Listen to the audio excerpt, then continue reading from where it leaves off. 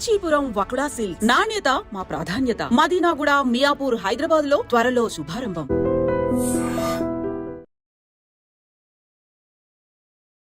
Societal justice, systemic societal change, caste dynamics, ఈ మూడే ప్రధాన అంశాలుగా ఇవాళ మాట్లాడుకోబోతున్నాం. ఏ ఇష్యూకి సంబంధించింది అంటే మీ అందరూ కూడా మీ ఇళ్లల్లో కూడా ఒకళ్ళొకళ్ళతో కూడా మాట్లాడుకునే burning topic of the day, Amrutha Pranay ఇష్యూకి సంబంధించి నల్గొండ కోర్టు ఇచ్చిన వర్డిక్ట్ ప్రకారం A2కి మరణశిక్ష, అలాగే ఈ క్రైమ్లో ఇన్వాల్వ్ అయిన వాళ్ళందరికీ లైఫ్ టైం ఇంప్రిజన్మెంట్ శిక్ష. ఈ అంశానికి సంబంధించి మనతో మాట్లాడడానికి సోషల్ యాక్టివిస్ట్ కృష్ణకుమారి గారు ఉన్నారు. ఒకసారి మాట్లాడదాం. అమ్మ నమస్తే. నమస్తే. ఎలా చూస్తారమ్మా నల్గొండ కోర్టు ఇచ్చినటువంటి తీర్పు సమాజంలో ఇక మీదట ఏమన్నా ఆనర్ కిల్లింగ్స్ జరగాలి అదంటే ఈ తీర్పు ఒక చంపబెట్టుగా చూసుకోవచ్చా మనం? ఖచ్చితంగా చూసుకోవచ్చు. కానీ మనం అందరం కూడా కొంచెం అర్థం చేసుకోవాల్సింది, ఆలోచించాల్సింది ఏంటి అంటే ఇది ఆనర్ కిల్లింగ్ కాదు, ఇది ఒక కుల దురహంకార హత్య. అలాగే చూడాలి మనం. ఆనర్ కిల్లింగ్ అంటే మనం ఆ కిల్లింగ్కి మనం ఒక ఎఫెక్ట్ని ఇచ్చిన వాళ్ళం అవుతాం. ఓహో గౌరవం కోసం చంపారా, అట్లయితే తప్పే ఉంది అనే ఒక ఉద్దేశం వచ్చేస్తుంది ప్రజల్లో. ఇది ఆనర్ కిల్లింగ్ కాదు, ఇది ఖచ్చితంగా మేము అగ్రకులం, మా అమ్మాయిని ఒక తక్కువ కులం అబ్బాయి చేసుకోవడానికి వీలు లేదు, మేము ఒప్పుకోము అనేది. మాకు డబ్బు ఉంది, మాకు రాజకీయ నాయకులు అండుంది, మేము సొసైటీలో వ్యాపారాలు చేస్తున్నాము కాబట్టి మాకు అన్నీ మేము చెప్పినట్టు నడవాలి అనే ఒక ఉద్దేశంతో పొగరుతో చేసిన హత్య ఇది. లేకపోతే ఎలా చేస్తారండి? ఇప్పుడు మీకు డబ్బులు ఉన్నాయి కాబట్టి పెద్ద లాయర్లను పెట్టుకోవచ్చు, న్యాయాన్ని కొనాలని మీరు అనుకోవచ్చు, జడ్జీలను కొనాలని మీరు అనుకోవచ్చు. కానీ ఒక నికార్సైన పోలీస్ ఆఫీసరు ఒక కష్టపడి వేసిన ఛార్జ్ షీట్ని, అంటే సాక్ష్యాధారాలన్నింటినీ సేకరించి 1800 పేజీలు వేసిన ఛార్జ్ షీట్ని మీరేమీ చేయలేకపోయారు. ఇది తెలుసుకోండి ఎవరైనా. అన్నిసార్లు మీకు అనుకూలంగా ఉంటుంది అనుకోవద్దు. మీ చేతికి మట్టి అంటకుండా ఒక సఫారీ ఇచ్చి ఒక అతన్ని తీసుకొచ్చి మీరు హత్య చేయించినంత మాత్రాన, మీరు మీ ఇళ్లలో మీరు ఉన్నంత మాత్రాన, ఆ ఏరియాలోనే మీరు లేరు అని చెప్పి ఎలిబీలు సృష్టించుకున్నంత మాత్రాన మీరు రక్షించబడతారు అనుకుంటే అమాయకత్వం ఇది. అమ్మ ఇందాక మీరు ఒక పదం వాడారు, కుల దురంకార కిల్లింగ్ అనాలి దీన్ని అని చెప్పారు మీరు, హత్య అన్నారు. ఇప్పుడు సమాజంలో అగ్రవర్ణం, అగ్రకులం, తక్కువ స్థాయిలో ఉన్నటువంటి కులాలు అట్లా కనుక మనం సెపరేషన్ చూసుకుంటే అసలు ఫస్ట్ ఆఫ్ ఆల్ ఈ కుల వ్యవస్థ అనేది ఉండకూడదు. Quite against it. But still ఇలాంటి క్రైమ్లు, ఇలాంటి ఇంజస్టిస్లు జరుగుతున్నాయి అని అంటే at least prevention of atrocities act against lower caste or lower people ఉన్న మనకి చట్టాలు కానీ ఇండియన్ జ్యుడిషియల్ సిస్టంలో మనకి హెల్ప్ చేస్తున్నాయా ఇవాళ రోజున? ఇవాళ అదే గెలిచింది అని మనం అదే గెలిచింది, కరెక్ట్, హెల్ప్ చేస్తున్నాయి. కానీ దానికి తగినంత ప్రచారం లేదు, దానికి తగినంత ప్రచారం లేదు. ఇప్పుడు మామూలుగా అయితే ఇలాంటి శిక్ష ఇంతకుముందు ఏ కేసులోనూ పడలేదు, అందుకే ఎవరు ఇంతలా మాట్లాడలేదు. ఇది జరిగినప్పుడు జరిగింది అని ఆ రోజు గగ్గోలు పెట్టేసేసి న్యూస్ ఛానల్స్ కావచ్చు, ప్రజలు కావచ్చు మాట్లాడుకుంటారు, 4 రోజులు మాట్లాడుకుంటారు, 5వ రోజున మర్చిపోతారు సింపుల్గా. కానీ ఈసారి ఎందుకు ఇంత గుర్తుపెట్టుకుని మాట్లాడుతున్నాము అంటే ఎంతో కొంత తక్కువ సమయంలో వచ్చినట్లు లెక్క, కానీ ఇది కూడా చాలా ఎక్కువ సమయమే. ఇప్పుడు జస్టిస్ లేట్ అయితే జస్టిస్ దొరికింది అంతే. అసలు జస్టిస్ కానీ కొంతమంది 6.5 ఏళ్లకైనా మనకి జస్టిస్ జరిగింది అని వాళ్ళ గట్టిగా మాట్లాడుతున్నాం. కానీ ఇది ఇంకా కొంచెం ముందు వచ్చున్నట్లయితే, 1 సంవత్సరం లోపో 2 సంవత్సరాల లోపో వచ్చున్నట్లయితే చాలామంది రక్షించబడేవాళ్ళు కదా. ఇప్పుడు మట్టుకు ఎంతో కొంత ఇది కొన్ని రోజుల పాటు ఈ విషయం మాట్లాడుకోవాలి ప్రజలు, టీవీ ఛానల్స్ మాట్లాడాలి. దయచేసి మాట్లాడితే ఒక ఆలోచన అనేది వస్తుంది. ఇప్పుడు ఒక ఆలోచన, అవగాహన ఉన్నప్పుడు ఒక హత్య అంత ఈజీగా జరగదు. వీళ్ళు ఏమనుకున్నారు, మాకు డబ్బు ఉంది, మేము చేయగలం, కోర్టులను కొనుక్కోగలం, న్యాయం అమ్ముడవుతుంది. కానీ ఒకటి గుర్తుపెట్టుకోవాలి, అన్నిసార్లు న్యాయం అమ్ముడుపోదు, అన్నిసార్లు జడ్జీలు అమ్ముడుపోరు, అన్నిసార్లు పోలీసులు అమ్ముడుపోరు.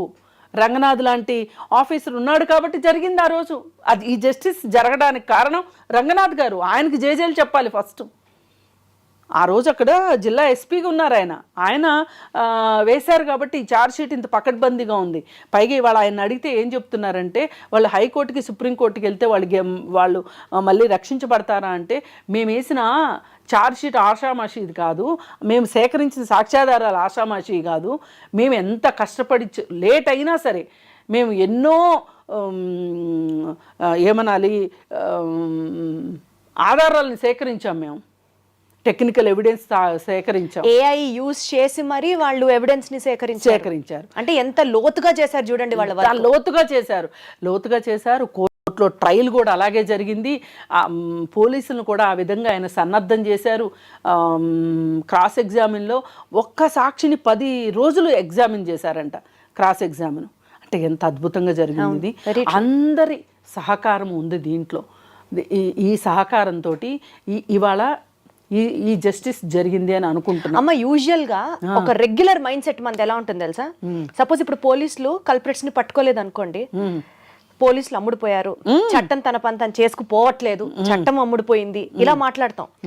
ఇవాళ రోజున పోలీసుల దగ్గర నుంచి న్యాయ వ్యవస్థ దాకా ప్రతి ఒక్కళ్ళు ఖచ్చితంగా నికార్సుగా పనిచేశారు కాబట్టి ఇవాళ మనకి జస్టిస్ వచ్చింది అనుకుంటే, రెండో సైడ్ ఆఫ్ ది కాయిన్ మాట్లాడితే ఇప్పుడు సమాజం బాధ్యత ఉంది.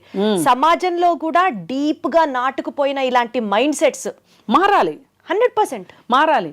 అవి ఎలా మారుతాయి అంటే, మనము ఈ జరిగిన దాని గురించి గ్లోరిఫై చేస్తూ మాట్లాడాలి.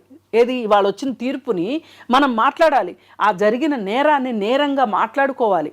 వాళ్ళు ఏం సాధించారు ఈరోజు, మారుతిరావు ఏం సాధించాడు, శ్రవణ్ ఏం సాధించాడు, ఈవేళ ఎవరికి నష్టం జరిగింది. ఇవాళ నిజంగా ప్రణయ్ తల్లిదండ్రులకి కొడుకు లేకుండా పోయాడు. ఇప్పుడు అమృతకి భర్త లేకుండా పోయాడు. ఆ బుడ్డోడికి వాడికి ఏం తెలుసు, వాడు అసలు తండ్రినే చూడలేదు. ఎంత దుర్మార్గం, ఎంత దారుణం. ఏమి మీరు ప్రేమ కోసం చస్తాము, ప్రేమ కోసం చంపుతాము అని మీరు మాట్లాడుతున్నారు కదా. ఇది ప్రేమ కోసం చంపటం చావటం కాదు. చచ్చేంత ప్రేమ, చంపేంత ప్రేమ ఎవరికి కావాలండి? ప్రేమ అది కోరుకోదు, బతికించే ప్రేమ కావాలి. అదే కదా. అదే ఆ రోజు సరే వాళ్ళ నిర్ణయానికి వాళ్ళని వదిలేసి మీ దోవను మీరు బతుకుంటే, వాళ్ళ దోవను వాళ్ళని బతకనిస్తే ఏమయ్యేవాళ్ళు? బతికి చూపించేవాళ్ళో కాదో, లేదంటే నీ కూతురు నీ దగ్గరికి వచ్చేదేమో నీ కోరిక ప్రకారం. ఆ భర్త నచ్చకపోతే ఏం చిరంజీవి గారు అమ్మాయి వచ్చేస్తే చిరంజీవి గారి దగ్గర పెట్టుకోవాలా? ఏం నువ్వు కూడా అలాగే చేసేవాడివి కదా, చేయొచ్చు కదా. ఒక గిల్ట్తోనే కదా మొన్న ఆయన కూడా సూసైడ్ చేసుకున్నాడు. ఏం సాధించాడు మారుతిరావు? ఇప్పుడు అసలు ఇంకో కొత్త విషయం, శ్రవణ్ భార్య కూతురు కోర్టు దగ్గర కాస్త హడావుడి చేశారు. ఆ రోజు మీకు తెలియదా? శిక్ష పడదు అని అనుకున్నారు కాదు, మీ ఆయన చాలా గొప్పలు చెప్పుకుని ఉంటాడుగా ఇంట్లో. నేను అమృతని ఇలా కొట్టాను, అమృతను అలా కొట్టాను, అమృత ప్రేమికుడి దగ్గర నుంచి అమృతను విడగొట్టాను, అది చేశాను ఇది చేశాను అని గప్పాలు కొట్టుకుని ఉంటాడుగా. అవన్నీ మీరు వినే ఉంటారుగా. అన్న కోసం ఆ మాత్రం ఈ తమ్ముడు చేయడా, అన్న రాముడు కోసం ఉన్న లక్ష్మణుడు లాంటి వాడని కీర్తించారు కదా ఆ రోజు. మరి ఆ రోజు ఇవాళ శ్రవణ్ కూతురు అంత ఏడుస్తూ మాట్లాడుతూ, అంత బాధపడుతూ, వాళ్ళ ఆవిడ మీకు ఒక నమస్కారం అని చెప్పి అందరికీ చెప్పటము, ఇవన్నీ మరి ఆ రోజు మీకు మీ భర్త మీ తండ్రి చేసింది చాలా హీరోయిక్గా అనిపించింది. అంతా అమృత వల్లే జరిగింది, అంతా అమృత చెప్పిందా భర్తను చంపేయమని? ఎందుకు చంపాలి? ఇవాళ కనీసం మీరు రేపొద్దున అతను జైల్లో ఉంటే ములాఖత్కి వెళ్ళడానికైనా అవకాశం ఉంది. కానీ ఈ ప్రణయ్ తల్లిదండ్రులకి ములాఖత్ ఉందా? కొడుకుతోటి అమృతకి ములాఖత్ ఉందా? అమృత కొడుక్కి తండ్రితో మాటామంతి ఉంటుందా? లేదు కదా, లేకుండా చేశారు కదా. ఎవరికి ఎక్కువ అన్యాయం జరిగింది? వాళ్ళు మీకేదో అన్యాయం జరిగిందని అంత బాధపడిపోయి గగ్గోలు పెట్టేసి ఏడుస్తున్నారు. అసలు ఇంకో మాట, అసలు ఈ మారుతిరావు అనే ఫ్యామిలీకి పెద్ద ఫైనాన్షియల్ బ్యాక్గ్రౌండ్ ఏమీ లేదు. చాలా చిన్నగా మొదలైనవి వాళ్ళ జీవితాలు కూడా. ఎన్నో దరిద్రాలు చేసి రియల్ ఎస్టేట్ రంగనాథ్ గారు మాట్లాడుతూ రియల్ ఎస్టేట్ చేశాడు, కానీ రియల్ ఎస్టేట్ చేసే వాళ్ళందరూ దొంగల దుర్మార్గులు కాదు. అతను ఏ విధమైన తప్పులు చేయకపోతే సఫారీ గ్యాంగులతోటి పరిచయం ఉంటుంది. అసలు ఒక గుజరాత్ గ్యాంగ్ తోటి ఆయనకి పరిచయం ఉంది. ఆయన రియల్ ఎస్టేట్ దందాలు చేసేటప్పుడు బెదిరించడానికి, ఆయన స్థలాలని ఆక్రమించి అవన్నీ చేసేటప్పుడు ఆయనకు అండదండగా ఉన్న వాళ్ళే ఇతను పరిచయం చేశారు, ఈ సఫారీ గ్యాంగ్ని. అలా వచ్చినాయి డబ్బులు మీకు. లేకపోతే ఈరోజు కోర్టు దగ్గర నుంచి పారిపోవడానికి కార్లు, ఉండటానికి పెద్ద పెద్ద ఇళ్ళు, ఇవన్నీ ఎక్కడి నుంచి వస్తాయమ్మా? అడగండి ఒకసారి మీ శ్రవణ్ని. ఈసారి వెళ్ళినప్పుడు మీ నాన్న అడుగమ్మా. అందుకే అన్న రుణం తీర్చుకుంటానికి హనుమంతుడిలాగా మీ నాన్న ప్రవర్తించాడు. బాబాయిలు అనగానే ఏదో వీళ్ళకి తండ్రి తర్వాత తండ్రితో సమానం అంటారు. ఆ తండ్రితో సమానం అని ప్రేమాభిమానాలు పంచితే మంచిదే, కానీ ఇలా హత్య రాజకీయాలు అయితే చేయాల్సిన అవసరం లేదు, హత్యలు చేయాల్సిన అవసరం లేదు. వీళ్ళేదో హోల్ అండ్ సోల్ ఫ్యామిలీ మొత్తాన్ని చిన్నాన్నలేని ఎత్తుకెత్తుకున్నట్లు, పిల్లలు మంచి చెడులు, వాళ్ళ నడవడికలు అన్నీ చూడడానికి వీళ్ళు ఉన్నట్లు సినిమాల్లో కూడా అలాగే చూపిస్తారు కదా. మనం చాలా సినిమాల్లో కూడా చూసాం అది. అయితే మరి ఇవన్నీ ఎందుకు?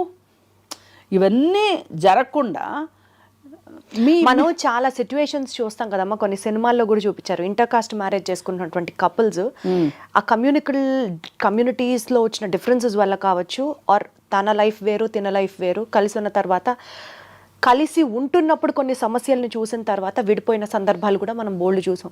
ఇలాంటివి జరగకుండా ఉండడానికి పేరెంట్స్ గా మేము అది కాస్త జాగ్రత్త పడతాము, దాన్ని ఇంత తప్పుగా చూపించాల్సిన అవసరం లేదు అని కొంతమంది ఇంకా వితండంగా వాదిస్తూ ఉంటారు. కరెక్టే. నేనేమంటానంటే వాళ్ళు వచ్చేసినప్పుడు మీరు ఆదరించండి. వచ్చినప్పుడు అప్పుడు ఏమన్నా గొడవలు అయినప్పుడు అప్పుడు చూసుకోండి, అప్పుడు ఆదరించండి. ఎంతైనా ఒక మనిషిని చంపడం ఎంతవరకు కరెక్ట్? మీ అమ్మాయిని మీరు జాగ్రత్త చేసుకోవాలనుకోవడం తప్పే కాదు, వెరీ వెల్ సెడ్, నేనేం కాదన్ను. కానీ వేరే వాళ్ళ పిల్లోని చంపే హక్కు ఎక్కడుంది మీ అమ్మాయి కోసం? దట్టు మీ అమ్మాయి ఏమన్నా మీ ఇంటికి వచ్చిందా? రాలేదు కదా. ఏమి న్యాయం అసలు? ఒక మనిషిని చంపే హక్కు ఎవరిచ్చారు అసలు? ఒక చెట్టునే నరకొద్దు, చెట్టు నరికితే 10,000 జరిమానా అంటున్నాం. అలాంటిది ఒక మనిషిని చంపితే? ఒక చెట్టుకో ఒక ఆవుకో ఉన్న విలువ ఒక మనిషికి లేదా? వాళ్ళు ఏ కులంలో పుడితే మట్టుకేంటి? అసలు కులాన్ని బట్టి మీరు ఎట్లా ఇది తప్పు ఇది ఒప్పు అని మీరు నిర్ణయిస్తారు? ఇప్పుడు మీరు కట్నాలు కానుకలు అన్నీ ఇచ్చి మీరే చూసి మీ కులంలోనే తిథులు నక్షత్రాలు చూసి చేసిన పెళ్ళిళ్ళన్నీ బాగుంటున్నాయా? అక్కడ కట్నాల కోసం వేధిస్తున్నారుగా. మొన్న కుక్కర్లో పెట్టి చంపినవాడు, ముక్కలు ముక్కలు చేసి కైమా కొట్టి కుక్కర్లో ఉడకబెట్టినవాడు ఒకే కులం వాడు కదా. పెద్దలు, అది కూడా పెద్దలు కుదిర్చిన పెళ్ళి కదా. మరి ఏంటి దానికేం చెప్తారు సమాధానం? ఇప్పుడు కూడా ప్రణయ్తో ఆ అమ్మాయికి నచ్చకపోతే ఏ మూమెంట్లోనైనా వచ్చేసే హక్కు అమృతకు ఉంటుంది. అలా ఫ్రీడమ్ పేరెంట్స్ ఇవ్వాలి. మీ అమ్మ తప్పు ఒప్పు నువ్వు చేసేసావు, నువ్వు ఎక్కడన్నా సంతోషంగా ఉండాలి. నువ్వు చిరంజీవి గారి కంటే మొనగోడివా? ఆయన ఇవ్వలే స్టేట్మెంటు, అమ్మ నువ్వు ఎక్కడన్నా నువ్వు సంతోషంగా ఉండాలి స్వీటీ, నీ నీ సుఖ సంతోషాలే మాకు ఇష్టం, నిన్ను ఇబ్బంది పెట్టాలని మేము అనుకోవట్లేదు అని ఆయన ఓపెన్ స్టేట్మెంట్ ఇచ్చారా లేదా? మా బాబాయ్ వల్ల మాకు ప్రాణహాని ఉంది అని చెప్పి ఆ అమ్మాయి కేసు పెడితే చిరంజీవి గారు అది ప్రముఖంగా వీడియో చేసి మరీ పెట్టారు కదా. ఎంత ధైర్యాన్ని ఇచ్చారు కూతురికి. కరెక్ట్, రెస్పాన్సిబుల్ పేరెంటింగ్ ఇచ్చారా? ఇచ్చిన తర్వాత మళ్ళీ అక్కడ ఇబ్బందిగా ఉంది అంటే ఒక బేబీని కన్న తర్వాత కూడా తీసుకొచ్చుకుని పెంచుకున్నారా? చూసుకుంటున్నారా లేదా? మళ్ళీ ఆ అమ్మాయికి ఇంకొక జీవితాన్ని ఇవ్వాలి, అమ్మాయిని చదివించాలి, ఆ అమ్మాయి కాళ్ళ మీద అమ్మాయి నిలబడాలని అమ్మాయిని చదివించారా? ఆ తర్వాత మళ్ళీ ఇంకో పెళ్లి చేశారా? వాళ్ళు ఎప్పుడేం చేయాలో అది చేశారు. ఎవరైనా ఇది చూసి నేర్చుకోరు, చంపిన వాళ్ళు ఆదర్శం. అందుకే ఆ రోజు ఆ కుల సంఘాల వాళ్ళు ఈ కుల సంఘాల వాళ్ళు వచ్చి సూర్యాపేటలో పెద్ద ప్రదర్శన చేశారు మారుతీరావుకి సపోర్టింగ్గా. ఇలా సమాజం మారాలంటారమ్మా? సమాజం మారాలి ఖచ్చితంగా. ఇప్పుడు ఈ తీర్పే గనక ఇంకొక ఇది జరిగిన తర్వాత కనీసం 2020లో వచ్చిన 2020 తర్వాత వచ్చే ఇలాంటి కులదురహంకార హత్యలు ఆగి ఉండేవి కదా. నిన్నగాక మొన్న బంటి చనిపోయాడు, కృష్ణ కరెక్ట్. చనిపోయాడు కదా, చనిపోతే 3 తరాల వాళ్ళు కలిసి హత్య చేశారు కదా, 3 తరాల వాళ్ళు వాళ్ళు జైల్లో కూర్చున్నారు కదా. ఏమనుకుంటున్నారు ఎవరికి వాళ్ళు, మాకు డబ్బులు ఉంటే మేము కోర్టులు మేనేజ్ చేయగలము, జడ్జిలు మేనేజ్ చేయగలము, పోలీసులు మేనేజ్ చేయగలము అనుకుంటున్నారు. అవేవి కుదరవు అని చెప్పి తేలిపోయింది. ఇదే పని ఏ పోలీస్ అయినా చెయ్యాలి, కరెక్ట్. ఏ కోర్టు అయినా ఇదే పని చెయ్యాలి. చేస్తేనే ప్రజలకి మన న్యాయ వ్యవస్థ మీద ఒక నమ్మకం కలుగుతుంది, నమ్మకం వస్తుంది. తప్పు చేయాలనుకున్న వాళ్ళు ఒక క్షణం ఆలోచిస్తారు, రేపు అదే గతి మనకే పడుతుందేమోనని. కరెక్ట్. ఇవాళ అమ్మాయి ఏడవటం కూడా మంచిదే అనిపిస్తుంది ఒక రకంగా చూస్తే. ఇప్పుడు ఇంకొకడు ఎవడన్నా ఇంత హీరో వేషాలు వేయకుండా ఉంటాడు. ఇప్పుడు ఎవరండి ఏడుస్తున్నారు? నీ భార్య నీ కూతురే ఏడుస్తున్నారు కదా. ఎందుకు ఆ పనులు చేయడం దేనికి? కరెక్ట్. ఇప్పుడు కన్ను పోయినంత కాటుకు పెట్టుకోమని ఎవరు చెప్పారు మీకు? లేదు కదా. అందుకని ఏంటంటే ఇవాళ సొసైటీలో కావాల్సింది ఏంటంటే చట్టము గురించి అవగాహన. ఇప్పుడు కులాంతర మతాంతర వివాహం చేసుకుంటే చట్టరీత్యా నేరం కాదు, ఇది కరెక్ట్, ఇది నేరం కాదు అంటే చెయ్యొచ్చు అనే కదా. చంపితే నేరం అనేది ఇవాళ ప్రూవ్ అయింది, పెళ్లి చేసుకుంటే నేరం కాదు అనేది అవగాహన కలిగించాలి. పైగా ప్రభుత్వం దగ్గర నుంచి కూడా ఒక ప్రోత్సాహకం అనేది ఉండాలి. మన రాజ్యాంగంలో మనం రాసుకున్నాం, కులరహిత, మతరహిత, వర్ణరహిత, వర్గరహిత సమాజం కావాలి అని కోరుకున్నాం. ఇది కోరుకుంటే ఊరికే వచ్చేస్తా? మన ప్రయత్నం ఏం జరగాలి? కులం పోవాలంటే కులాంతర వివాహాలు పోవాలి, మతం గురించి పట్టించుకోవద్దు అంటే మతాంతర వివాహాలు జరగాలి. ఇవి తప్పు కాదు అనేది సమాజంలో అర్థం అవగాహన రావాలి. అండ్ డెఫినెట్లీ ఇవాళ వచ్చిన తీర్పు కనువిప్పుగా ఉండాలి సమాజానికి. మోర్ ఇంపార్టెంట్లీ కులాలకి అగేన్స్ట్ గా అందరం ఒకటే అన్న భావన సమాజంలో ఇన్కల్కేట్ అవ్వాలి. అది అవ్వాలి అంటే ప్రభుత్వం చేసే పని ప్రభుత్వం చెయ్యాలి. ఇలాంటి ఘటనలు జరిగినప్పుడు ప్రభుత్వాలు ఆ కుటుంబాలను వెళ్ళి ఓదార్చాలి. ప్రభుత్వం వెళ్ళి ఆ కుటుంబంతో ఉంది అంటే ఆ హత్య చేసిన వాడు గజగజలాడతాడు.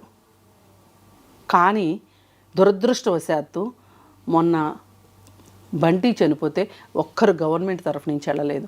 ఎవరో కలెక్టర్ ఆఫీస్ వాళ్ళు వెళ్ళారు, కానీ రాజకీయ నాయకులు వెళ్ళలేదు. రాజకీయ నాయకులు ముఖ్యంగా ఈ విషయం గురించి ధైర్యాన్ని ఇవ్వాలి సమాజంలో. ఇస్తే ఒక 4 years బ్యాక్ అనుకుంటా చందానగర్లో ఒకటి జరిగింది ఇలాగే. అవంతి